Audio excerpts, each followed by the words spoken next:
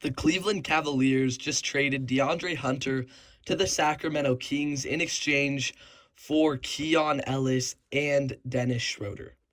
I do think the Cavs win this deal because of how much value they're going to get with Keon Ellis. Keon Ellis only makes $2 million this season and is one of the best two-way defenders in the NBA, and I think he's going to really help them in the playoff run. The reason this deal isn't as good for the Kings is because of what they could have got for Ellis. I don't mind them getting Hunter. I think it makes sense for them to add Hunter to what they have. However, Keon Ellis could have easily gotten a first-round pick from any team. I can almost guarantee you that. With his salary, almost every contending team would want him. The Lakers would love to have Keon Ellis. Many teams would want Keon Ellis. And getting back DeAndre Hunter isn't bad, especially because they got off of Dennis Schroder. But I don't think you're going to be able to get a first-round pick for DeAndre Hunter right now. Maybe if he was able to prove himself on the Kings, they could trade him for a first, just like Cam Johnson or Michael Porter Jr. But I just don't think DeAndre Hunter is that great, honestly. With rebuilding Hawks teams, he was pretty solid. Then he gets traded to a Cavs team where he seemed like the missing piece. They have Donovan Mitchell and Darius Garland as guards, and Evan Mobley and Jarrett Allen in the front court. What do they need? A shooting small forward, and that's what they got in Hunter, and it just didn't work out. And I'm kind of wondering if maybe Hunter isn't really as good as he showed he was on the Hawks because he didn't really have anything with him on the Hawks other than Trae Young. So, while I do like the Kings getting Hunter, I feel like they could have got more for Keon Ellis.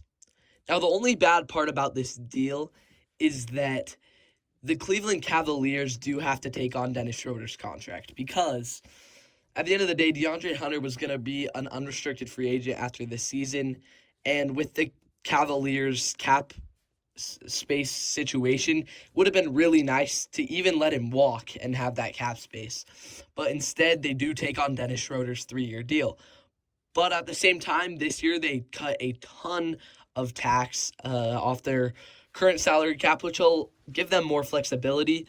And getting two solid backup guards that can both defend, I think it's going to be valuable for them. And I don't know if we've seen the end because potentially Dennis Schroder could be traded again. We saw this last year where the Nets traded him to the Warriors, who then eventually ended with him on the Pistons. But I think Keon Ellis is going to be a keeper for the Cavs going forward.